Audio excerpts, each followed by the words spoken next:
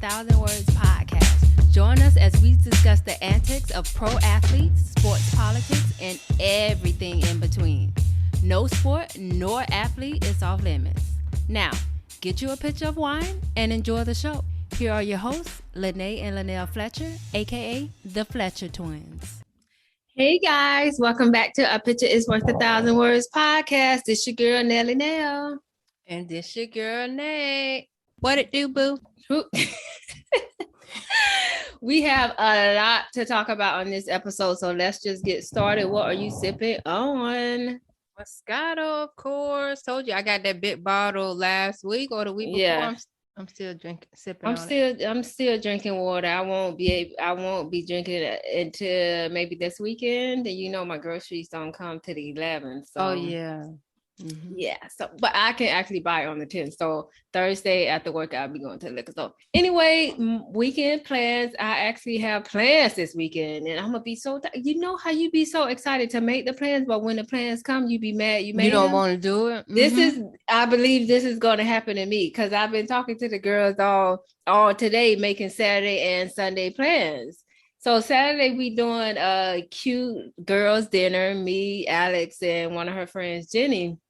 We going to this Italian restaurant, and then afterwards we just gonna bar hop. And since it's Valentine's Day weekend, even though this is gonna air after Valentine's Day, we all wearing like red or maroon. So that's gonna be cute. I thought this was airing tomorrow.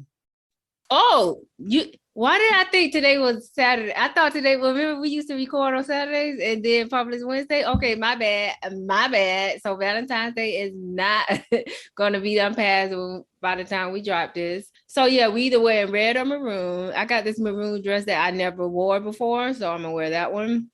And then Sunday, of course, it's Super Bowl weekend. So most likely I'm gonna stay at Alex's house Saturday night, and then Sunday for the Super Bowl, we going to this bar in Brooklyn with our friend Sashi. We gonna meet her and her boyfriend and his friends there. So I got a packed weekend. What y'all doing? So Saturday we started. This is Saturday to get our bathroom redone because our bathroom need to be redone. Because I was in the shower and like 8 tiles fell off. Oh, it just fell off the wall. You know what I thought you was about to say? That was really gonna freak me out. I thought you was about to say 8 roaches came out the wall. Oh my God. Anywho, so we starting that Saturday, and also I'm gonna mention this since this is a sports podcast.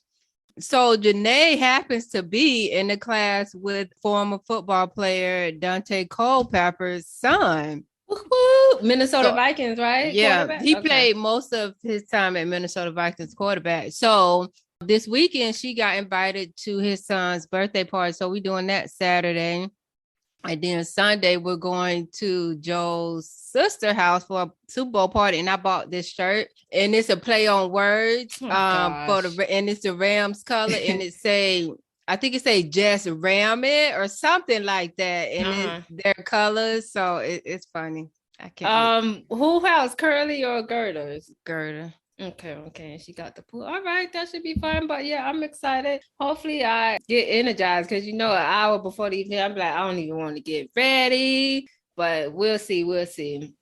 So some weekly updates. The Trailblazers today, breaking news, the Trailblazers traded CJ McCollum, which him and our boy was the tandem. Okay. They traded CJ McCollum, Larry Nance Jr., and Tony Snell to the Pelicans in exchange for Josh Hart, Tomas Sandorowski, Nickeil Alexander Walker, and Didi Luxada, and some more draft picks. So CJ McCollum, we're gonna have to see him go with the Pelicans. I didn't even know the Pelicans were still in existence. What is that? The New Orleans Pelicans? What are they? Ain't nobody gonna watch them. So I just hope he getting some money because that's just ugly. Anyway, the Nets lost 8 straight in a row. So we need to look at them. Something wrong with them. I think Harden not playing and KD not playing at the moment. So maybe that's why. Maybe if they get both of them back, they'll start winning again. Tom Brady said, "You never say never" when asked about returning to the league from retirement. And I'm like, please say never, sir. Like, can we be done with you right now? you become an announcer or something. But is he too? You think he too big to be an announcer? He too like he too that's big like for Michael that. Jordan coming to be a announcer. He not gonna do That's it. like beneath him. Yeah. Okay. We'll leave it Sorry, to Tony Romo. Jalen Ramsey. Jalen Ramsey said, "That's what I want. Whatever, whoever you think is your best man, put him on me." So the chit chatter and the what is it called? Trash talk already started because for the Super Bowl, because he wanted to be on Jamar Chase, okay, or he wanted Jamar Chase to be on him or whatever. So we gonna see. And speaking of football, the AFC did beat the NFC in the Pro Bowl 41-35, which nobody watches no more. It's no more excitement around they the don't Pro tackle. Bowl. They don't tackle? Yeah, remember in the group when you put, is anybody watching the Pro Bowl? And Herbert said, are they still hugging each other? That's what he meant. Cause I Googled Pro Bowl or whatever, and everybody was complaining about how no effort was given and they don't tackle no more. It's like 2-hand touch. So everybody was like, what's the point? I think back in the day, the excitement was number one. It was after the Super Bowl. So the actual people, the best of the best, could actually play in the Pro Bowl. Correct. And then also it was in Hawaii. It's no more exciting no more if it's down the street. It's not exciting anymore. Anyway, let's get to our first story because we do have 3 to talk about. So speaking of the Pro Bowl, New Orleans Saints running back Alvin Kamara got arrested literally walking out off the field. Okay. Walking off the field, got read his Miranda rights and got charged with battery for something that happened like 2 days from or a day ago or whatever. So he was accused of injuring someone at a nightclub / casino in Vegas. He was released after posting bond. Video surveillance showed Kamara punching a man like 8 times before his friends then began to stomp on him several times. Okay, so this was a jump. This man got jumped. Okay, so supposedly they were waiting on the elevator, and the man started a conversation with somebody in Kamara's entourage. When the elevator came, Kamara put his hand up to the man's chest so hard that the man stumbled back. Then the man recalled being hit and kicked by multiple people, and then he lost consciousness. Okay, he was dazed and confused. And then, so that's that man's side of the story. Kamara said he was with his girlfriend, his assistant, and a couple of friends, and the man called one of his friends ugly, and then said, "I'll whoop your ass too." So Kamara says he saw a fight break out next to him, and when asked why he punched the man, he said he thought the man was running away and had done something to his group of people. So he chased him and punched him several times. Problem with that story, Kamara, is the video don't show the man running away. So what are your thoughts, Nate? What story do you believe? Okay. First of all, his Kamara's story don't even sound right. Like if you see you talking about you running after him because you thought he did something wrong to somebody in your camp, that don't even make sense. Okay, so you need to come out with another statement. Maybe you need to talk to your PR person and have them write it for you. Because unless you can come out and make that make sense, make sense. I'm not buying it, sir. I'm not buying it. It's not. It doesn't. Yeah, it's not. The math ain't mathing like they say. Okay. First of all, let's say he did call one of your friends ugly. Is that somebody and said I'm gonna beat your behind too? That's a reason to fight somebody because they call you ugly? Like, are you that sensitive and that short-tempered that what people say can make you fight? Like, that wasn't even bad. Like, I can see if a person called you the N-word or something, even though you're still not supposed to fight, at least that's a more better reason to fight somebody than somebody saying ugly, because that means you think you ugly. You think you ugly, sir? The kids used to call you ugly in school because that must have hurt you. That seemed like it hurt you. And I don't believe your story either. And the fact that the video proved, like, see, they gave you a chance to tell the truth. The truth with the F. Yes, they gave you the chance to tell the truth, and you still lied. Like, y'all know cameras are everywhere. How many times we gotta tell y'all this? All you had to say was you felt threatened and you stood your ground. That's all you have to say. And then build your story around that. But the initial statement shouldn't be a fabrication of a hallucination. Because you was hallucinating, sir, because that didn't happen. That did not happen. Okay. So do you think the Saints should do anything about this or wait till it gets investigated? Or you think he should just pay the man off and let it go away? Hopefully the NFL investigated, and yeah, he should be either fined or like he should be suspended like a couple games starting next year. Okay, but also because thinking this is technically, okay, it was the last game of the season, but let's say if it was 2 weeks from now, like they not playing anymore, should the NFL still do stuff if it don't happen within the season? I think they're still on the NFL contract. So everywhere they go, they represent the NFL. Okay. I think their contract, is year round because I don't know if they actually get like a month or two off. But also, and I think we talked about this another episode, people when people know people, because Kamara got like a face that you probably don't know who he is, but he's like somebody cut with the dreads and then the diamonds in his teeth. You got those people that just like to irritate people and agitate people to get them to that point. Like you think you are that, you think you this and that, I beat you and all that. So it was something, but still, I don't think, if you fight for a reason like that, don't lie about it afterwards, sir. Don't, because Big Brother be watching you all the time. Always. I don't understand how people commit crimes and then like say they didn't do it. You shot that man. What are you talking about? And remember Terrence. And Terrence was such a bad kid. Remember, he threw a ball in the house after Mama told him not to throw a ball, and he threw the ball and it broke a lamp that was hanging. And Mama said, "Who did that?" And I think somebody said either Terrence or I don't know, but he just yelled out, and he was standing right in front of me. He just yelled out, "It wasn't me. No, I did it." And I'm like, Terrence, I just saw you do that. Like, what's wrong with you, sir? Like, we can see.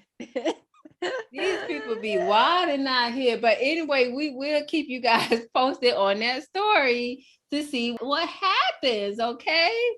Right. Yeah, take it away with this next story. We got all right. So the next story, the next story I'm kind of excited about. I don't know why I just happened to go on my phone because I never usually check like my news notifications. I just don't. But I think today I was extra sleepy and didn't want to get up at 4:30 to teach this class. So I was laying in the bed and I checked it. So I don't know if you guys heard, but it's the Winter Olympics, right? And so included in the Winter Olympics is figure skating. And so there's this 19-year-old figure skater. Her name is Zhu Yi. Zhu Yi, that's how it's pronounced because I listened to it. Zhu Yi, right? Okay. And so she was born in LA, so she's an American U.S. citizen, right? Mm-hmm. But back in 2018, when she wanted to, I guess, enroll or whatever, audition for the Olympics, which is this year, she wanted to do it for China, right? Okay. Represent. So her parents are, I believe both of her parents are Chinese, but she was just born here. Because her dad, I'll tell you about her dad later. So in 2018, in order to compete in the Olympics for China don't allow dual citizenship. Okay. So she had to renounce her U.S. citizenship. I don't like so that. Basically, she's no longer a U.S. citizen, right? She's a Chinaman, whatever. Citizen? A Chinese citizen. She's a Chinese citizen now, which I have a question about that later. So this was her big debut, right? Like I said, she's only 19. So according to reports, it says Zhu Yi failed several times in her debut. The first one I saw like a lot of them, but the first one she actually fell and like into a wall, like a stone, like a wall. And she, doing her debut for Team China. Okay. So it said several times. So I dissected that word, because if she would have failed once, they would have said that. If she'd have failed twice, they would have said a couple. Even like 3 times, they would have said a few times. They said several times, indicating 7 it was or like more. 3 or more. Oh yeah, when it I was hear up 7. there. So after this, right, it was trending on a Chinese social media, the hashtag Zhu Yi has fallen. You know, like what's that saying? London Bridge has fallen, something like that, right? And later on, it got censored, so they, I guess, stopped that, right? So you couldn't, I guess, hashtag that no more. Then she fell 2 more times. Oh God! In the women's free skate, like the team, the final event in the team. So she messing it up for the team now. So after she did that, she dropped China from 3rd place to 5th place. That means that's not a place. No, they ain't getting no medal for that. So again, on this social media site, she was trending hashtag Zhu Yi. Zhu Yi's Winter Olympics debut is not perfect, and within a few hours, 33 million people viewed it, right? So she, after her performance on Sunday, now yesterday she failed 2 more times. That was the team one. But on Sunday, the debut one, she said, "I'm upset and a little embarrassed. I guess I felt a lot of pressure because I know everybody in China was pretty surprised with the selection for the ladies singles, and I just really wanted to show them what I was able to do, but unfortunately I didn't." So what she's referring to was she was picked over this one girl that was actually born in Beijing. Oh no. They picked her over her. See. So it's not looking good for Zhu Yi. And okay. Okay, also, so these Chinese people, they was getting on her like they wouldn't let up. And so one person commented and said she should just go back to her old home. Her father can remain. What they saying is because her father, like he's saying, you can go back to US, but your father can stay. He can stay here. Because her dad is this world-renowned scientist, and he worked at a university. He used to work at the university in LA. That's why she was born there. And now he worked for a university in Beijing. So they said we want him, but we don't want you. You can go back. Okay. And also they criticized her for not being able to speak fluent Chinese. So she can't even speak Mandarin. Why first of all, I get wanting to play or wanting to represent your culture or whatever, but I don't think, never say never, but I don't think I would, what is it called? Renounce my US citizenship to get an African citizenship. I would want to do, but I wasn't. Wait till that later. I was getting to that. Oh, okay. Oh, that's for later. So back in 2018, when she renounced her citizenship, you know, like when Mr. Littman renounced his Judaism to go with Elaine. On Seinfeld, yes. Okay, yeah. So when she renounced it, this is the icing on the cake.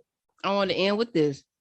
When she renounced her citizenship, she changed her name to Zhu Yi. That wasn't her name. Her mama gave her an American name.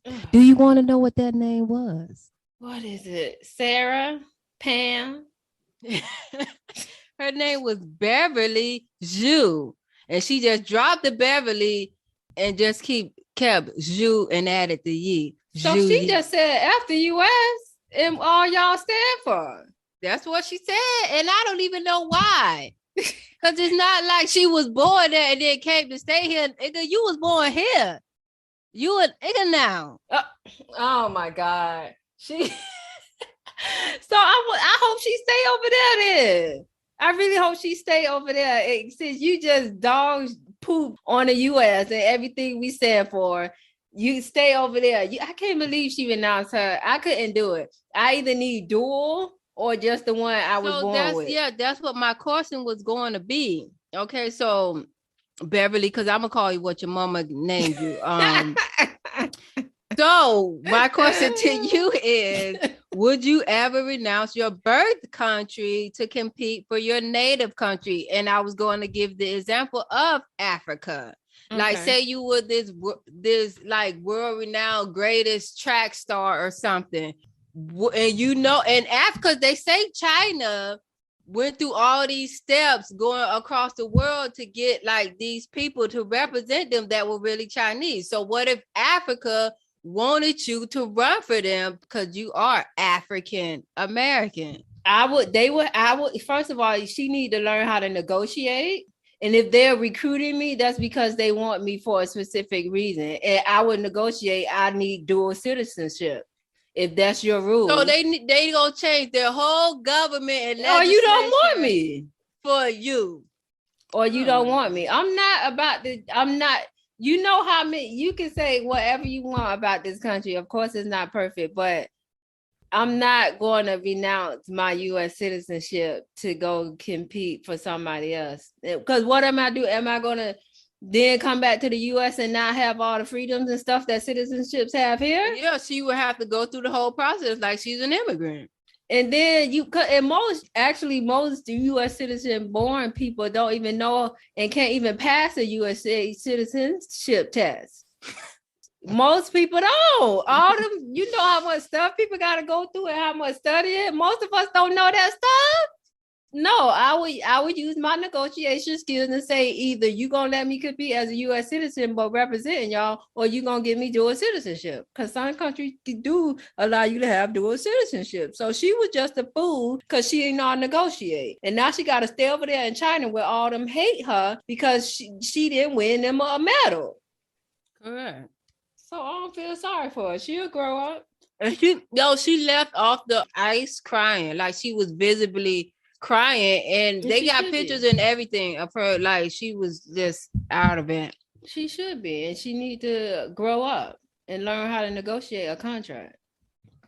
But you should have seen when she fell. She got back up, but she fell. You have to keep going. You have to keep going. But yeah, that's a wild story. I had heard nothing about that. That was really funny. I think, you text me like 5-something in the morning. Thank God my phone be on silent because all the notifications I be getting when I be asleep, boy, I would be an angry person if my phone wasn't on silent. Anyway, let's talk about the main story, which is so much to dissect. I don't even think I can dissect everything, but of course we had to talk about the biggest news coming out of sports last week was Brian Flores, former Dolphins head coach. He's suing the NFL and 3 other teams, the Dolphins, the Denver Broncos, and the Giants. Okay, he alleges racism in the hiring process in regards to his interview process with Denver and the Giants, and his firing last month by Miami. So it's so much crap. It's so much stuff. So 2019, he got hired. The owner of the Dolphins, Stephen Ross, attempted to incentivize him to tank or purposely lose games by saying he'll give him $100,000 per loss. And he says the team won late in the season. Like, as the team kept winning late in the season. Why are you making that face? You took that deal?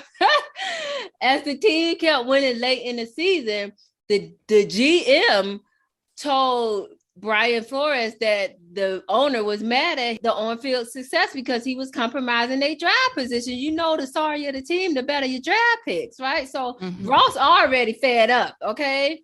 So in 2020, the next year, he says Ross pressured him into recruiting this prominent quarterback and invited him on a yacht for lunch, and then conveniently said the quarterback was arriving for an impromptu meeting. And of course, Flores refused and left the yacht because he didn't want to violate the NFL tampering rules. Like, you can't basically tamper with draft picks. Right.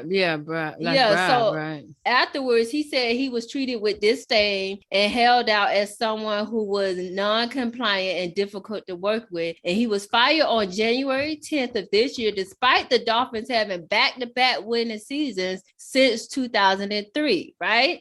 So that's with the Dolphins. With the Giants, he said the Giants interviewed him last month only to comply with the Rooney Rule. And for y'all who don't know that, the Rooney Rule requires all teams to interview an external minority candidate in person for open positions like offensive coordinator, head coach, stuff like that, right? Mm-hmm. So they said they only interviewed him to comply with that rule, and this was his proof, right? This is the timeline. People pay attention. January 18th. He spoke with the Giants via Zoom, right? He just talked to him like it was a pre-interview, right? So the Giants hired January 23rd, which is 5 days later. The Giants hired Joe Schoen, which is a former Bills assistant GM. Keep up, people. Okay, they hired him as a GM. So he's not the Bills GM no more. He's the Giants. But remember, New York is New York. This is all New York. This is one state. January 24th, the next day, the new GM finalized his interview with Brian Flores for the 27th. So that'll be 4 days later, right? January 24th, the same day. The Giants co-director texts Brian, come in and win this effing job. So Brian thinking, okay, they want me, right? January 24th, the same day, hours later. Brian received several text messages from your coach, Bill Belichick, saying he heard from Buffalo and New York Giants that you're the guy. And then Brian asked Bill to clarify because he knew Brian Daboll was also in the running, right? And he knew his interview wasn't for another 3 days. So after he clarified it, Bill Belichick said, oh, sorry, I effed up. I double-checked and misread the text. I think they're naming Brian Daboll. I'm sorry about that. So January 27th, he had the interview. And he said the interview was a sham because on January 28th, the day after, they hired Brian Daboll, the other guy, the one that Bill Belichick said they was going to hire. So...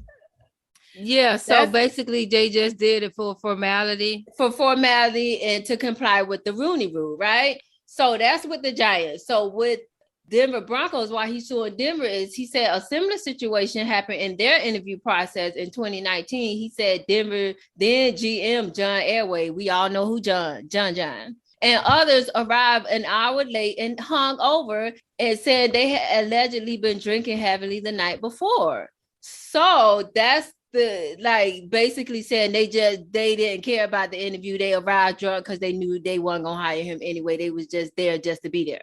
That's what he said. Wow. So with this lawsuit, Brian says he would like to see an increased influence of Black individuals in hiring. He want to see increase the objectivity of hiring and termination of GM, head coaches, and coordinators. He want to increase in numbers of Black coordinators. He want to incentivize hiring and retention of Black GMs, head coaches, and coordinators. He want transparency of pay for the GM, head coaches, and coordinators also. And this is what everybody remember because he did say a speech. And then you can go ahead. He said, God has gifted me with a special talent to coach the game of football, but the need for change is bigger than my personal goals. In making the decision to file the class action complaint today, I understand that I may be risking coaching the game that I love and that has done so much for me and my family. My sincere hope is that by standing up against systemic racism in the NFL, others will join me to ensure that positive change is made for generations to come. So he knows that he might not ever get hired again. And of course, all parties that he listed have fired back and denied everything. And they basically saying in their denial, they basically saying they went with the best coach that they feel had the most, like the best coach to fit their program. So my thing is, first of all, 70% of players in the NFL are Black. So 70% is like a whopping number. I have two questions. Like, why was Bill Belichick even involved? Like, why did he even know about the Giants or the Bills hiring process? And also, do you think he even have a chance to rig this suit? And do you think games are and have been rigged now? Because, hey, what if somebody is incenting somebody to lose?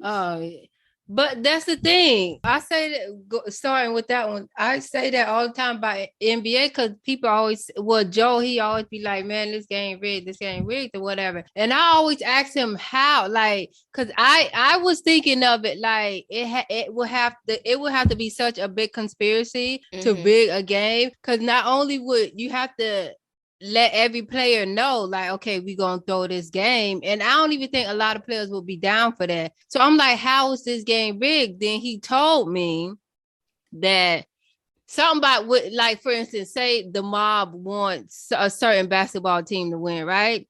So he say the mob gets to the referees, and so the referees make unnecessary calls that go in favor of that team. Okay. The other team they want to win. And I was like, oh, okay, now I can see it. Because I was like, you know how big of a conspiracy this will have had to be. How many people would have to keep their mouth shut? How many people, like, it would, like, the same thing with the Sandra Bland thing. When everybody was throwing out their conspiracy, saying the cops did it or whatever.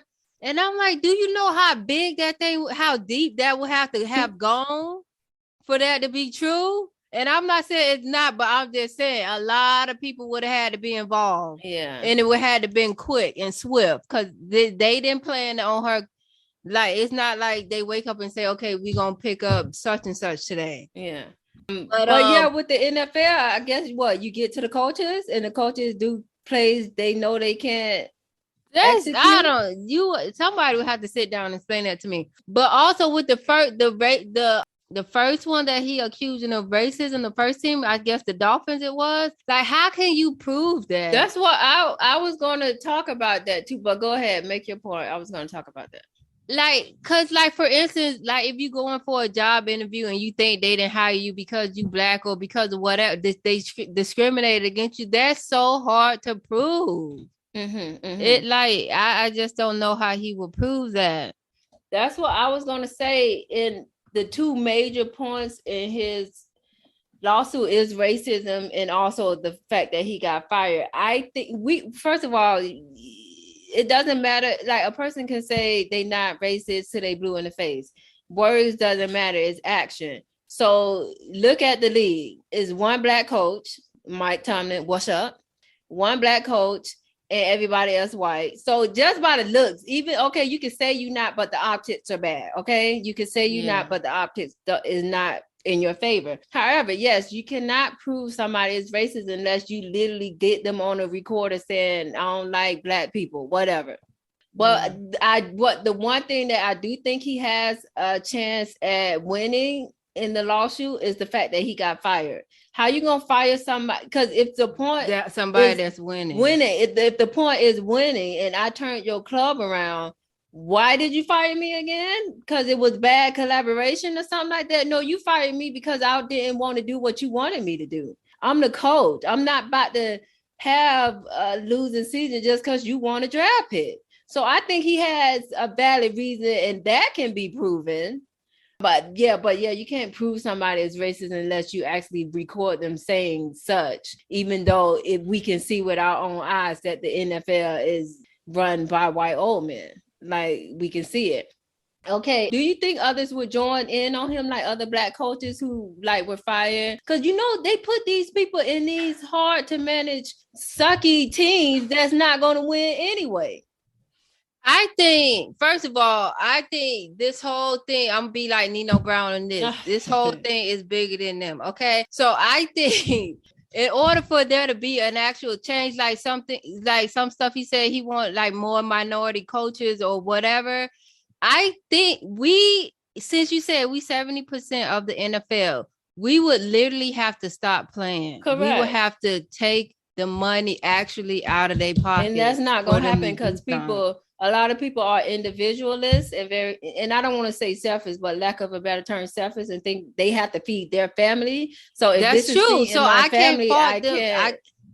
I can't fault them for that because I was going to say that too. Like, how can you tell somebody that like for a greater cause, for the greater good, you probably got to get a regular job. Yeah, that's So that's why I don't think it'll probably I don't know. I just need Bill Belichick to get out of people's business. But that's another thing with this whole old They white all in men. They all cahoots. in cahoots. Like, why are you talking about the Giants and the Bills and you and the Patriots? But this New York. I told you, all of them New York teams. They all know each other. And Bill Belichick. And when you see the meme where they said he updated his contacts to white Brian and black Brian because he got them confused. I need you to update them contacts, sir. Update them. Anyway, we will be continuing to talk about this, and I do hope that he can coach again in the NFL, because he actually did like a couple coaching interviews after the lawsuit, and I hope more people join in on him, because we can't just have the few black successful coaches few and far in between, like Tony Dungy and then Mike Tomlin, and then you won't hear about another good one for another 10-15 years. Anyway, let's get to the highlight of the week. This is amazing. I just saw this on the Bleacher Report, I believe.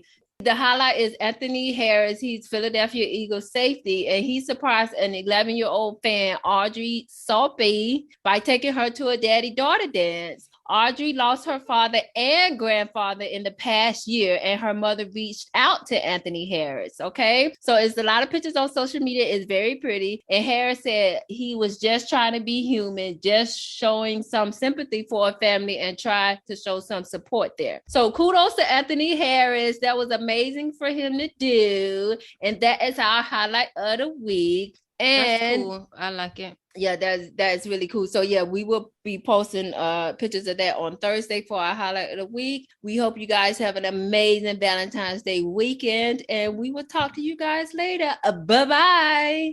Bye. Hey y'all, thanks for tuning into this week's episode of A Picture is Worth 1,000 Words with yours truly, the Fletcher Twins. Make sure you join us every week and rate, comment, share, and subscribe. Don't forget to hit up our email at podcast.1000words@gmail.com with any questions or topics you'd like to hear us cover. Also, check us out on IG at the Fletcher Twins and Facebook at A Picture is Worth 1,000 Words.